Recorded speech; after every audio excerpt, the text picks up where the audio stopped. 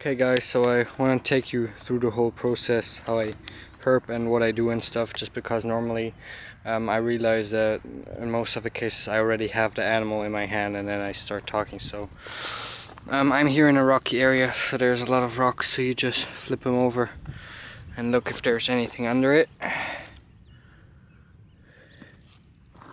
And of course big rocks hold more promises.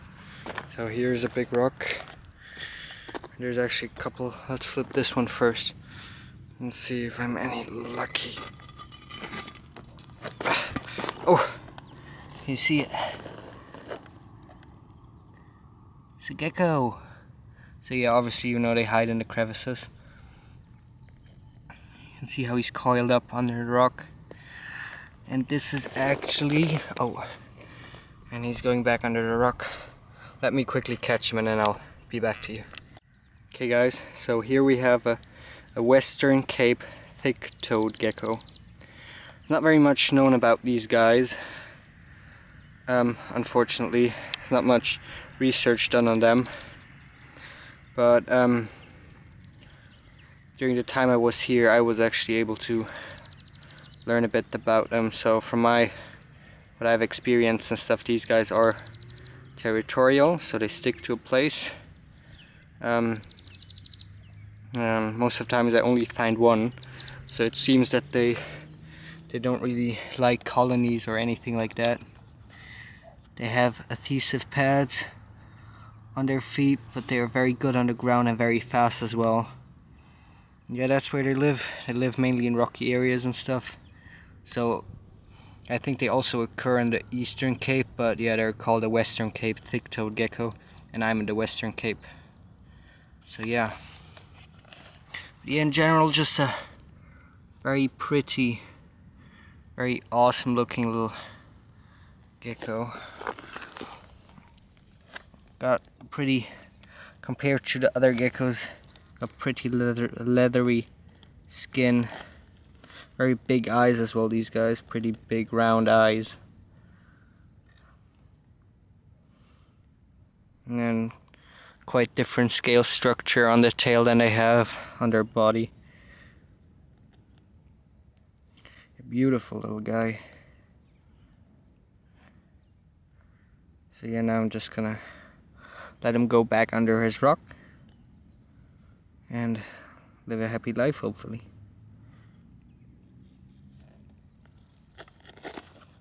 There he goes.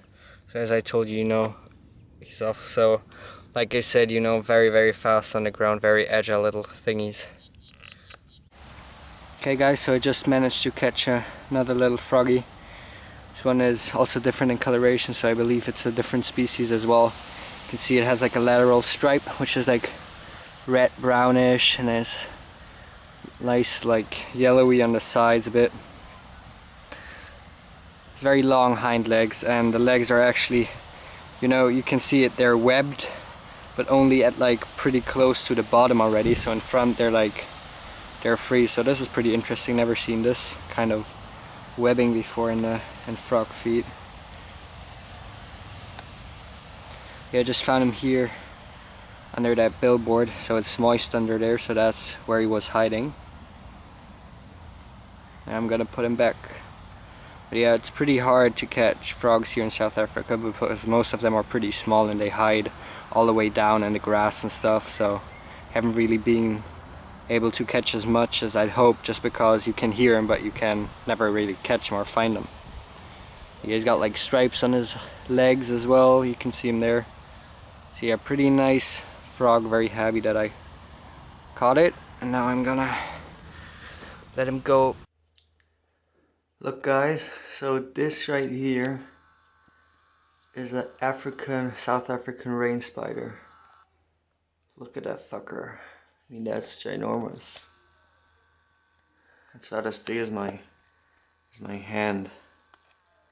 You compare them, about as big as the palm of my hand. It's like really big, that thing. It's crazy what kind of stuff you get in South Africa. There's a lot of stuff that just wants to kill you or harm you in any way. But yeah, pretty awesome nevertheless. As you know, yeah, so I like all arachnids, no matter, they all have a purpose, which is to kill insects and pest insects that don't do any good, so spiders do some good. So I'm just gonna catch them and release them outside, because we don't want them in the house.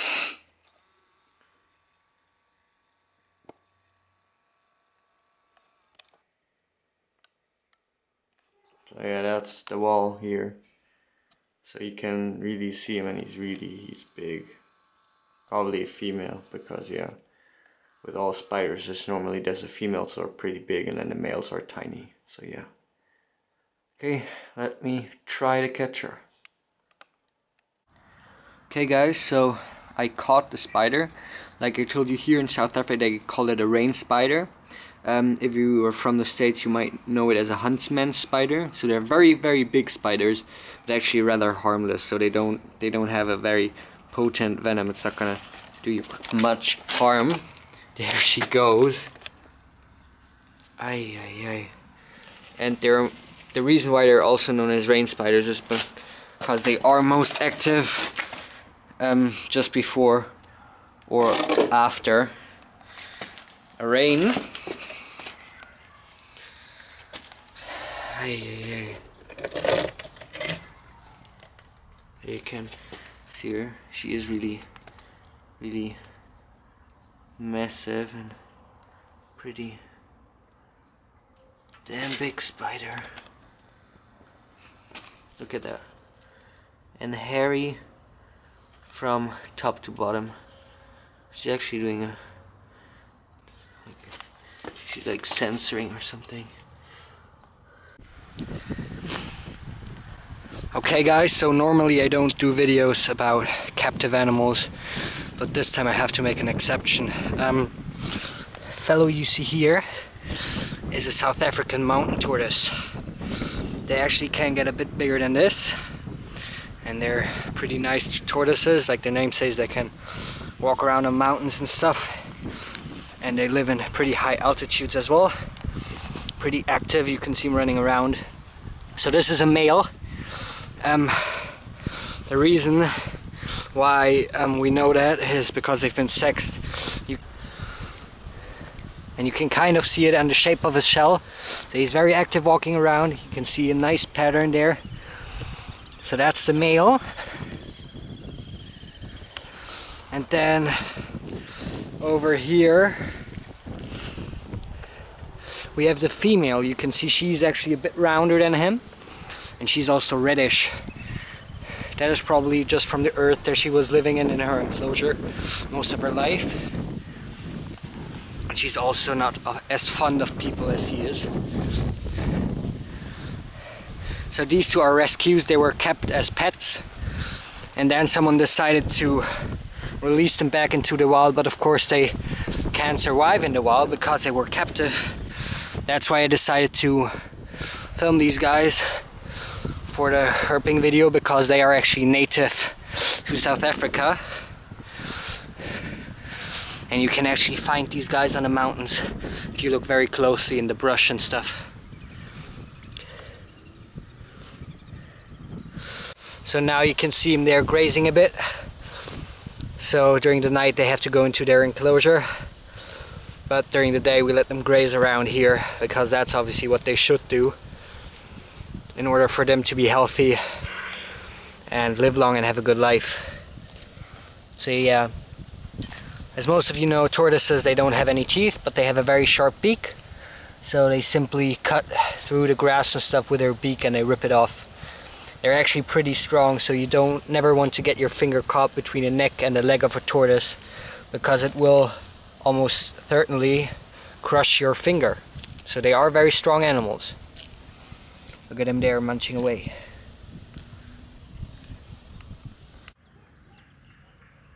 Okay guys, so I'm out again, and I saw this tree here, and you can see the bark.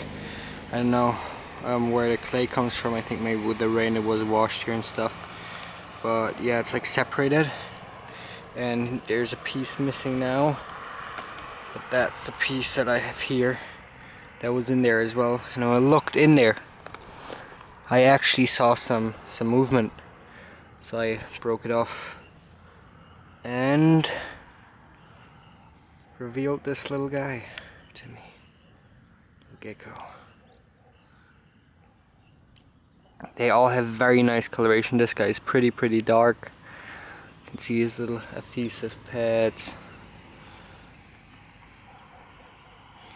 He's got like golden kind of eyes. You can see it there in the with the shimmer of the sun.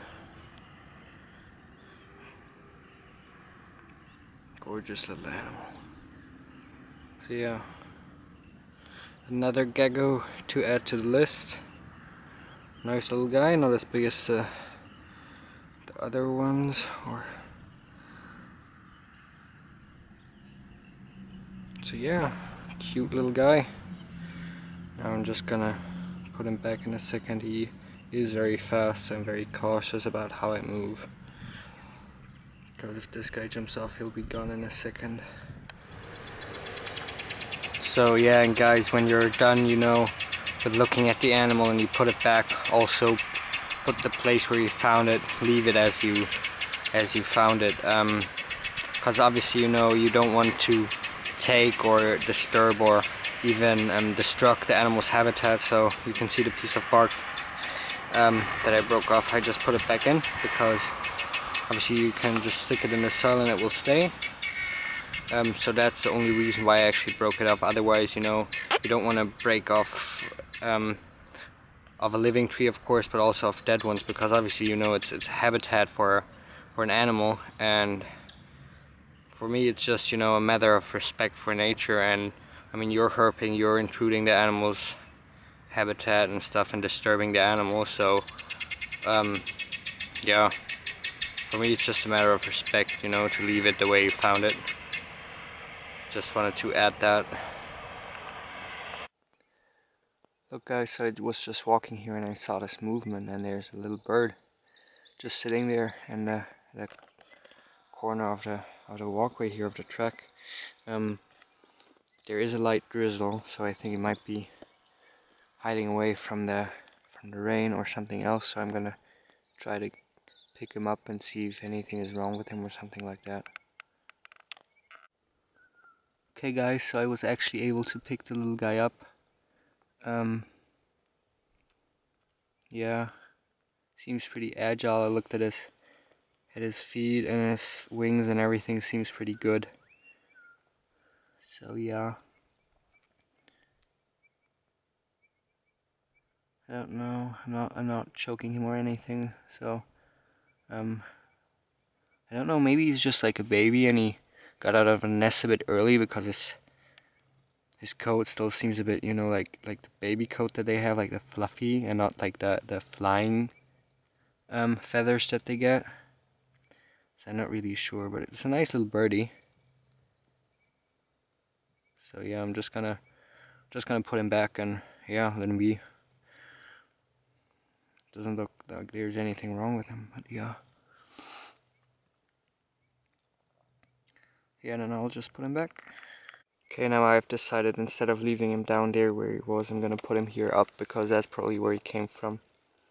Just gonna let him hop in there, and also it should kind of hopefully protect him a little against predators and stuff. But yeah, wings look fine. He just hides away again. He's just sitting on my finger now. He's really puffed up, so I think it's really a baby. Okay guys, so I'm here climbing up this mountain, and I just came across this beautiful, I won't focus, this beautiful looking lizard. And of course, as always, I'm going to try and catch it. Let's see if I'm successful. Okay guys, so unfortunately I wasn't able to catch that nice bluish one. Pretty sure that was a male, because obviously, you know, with reptiles, breeding season and stuff, the males have very bright colors, and in general they tend to be a bit prettier than the females. So yeah, but I caught this little one here who is not too happy with me, which I can understand. I think it's a girl, because more of the brownish color is giving me quite the attitude, as you can see. So yeah, kind of yellowish on the tail and got like a bit of orangey coloration there on the sides, and the belly's pretty white. Also what's very nice is kind of bluish patterning there underneath the throat. I think it's a kind of a gamma. So yeah. Yeah, now I'm gonna let this little girl, I presume, go. But yeah, what I want to add is why I think it's an agama. You can see the little spikes on the neck, stuff like that, and the whole how the animal looks. Little claws there, and then very rough tail scales. So yeah. Okay, so now I'm gonna let this little girl go, and off she goes. Guys, so I just managed to catch a male. You can see this gorgeous blue colors. I hope the camera can kind of pick it up, especially the belly. I mean, look at that, that's just amazing. That is absolutely gorgeous, look at that. And he's also quite a bit bigger than the female. He was over there on that rock, and there's a pretty big rock there, so yeah. But yes, gorgeous, gorgeous, gorgeous. I mean, just look at him.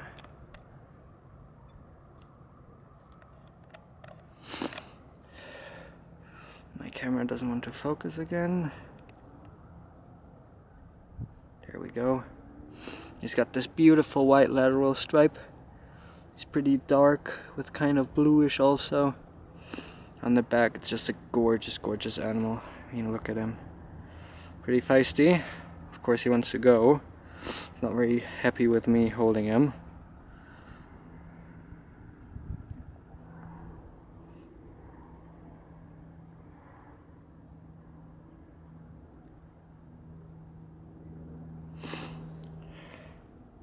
So yeah, now I'm just gonna let him go again, little bugger.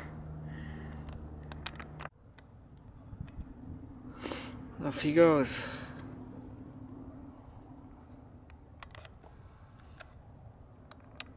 So this is now the 5th of these lizards that I've come across, in a pretty big space actually, so I think that they are actually pretty territorial. Yeah, just judging from that. So yeah. Oh, there it is.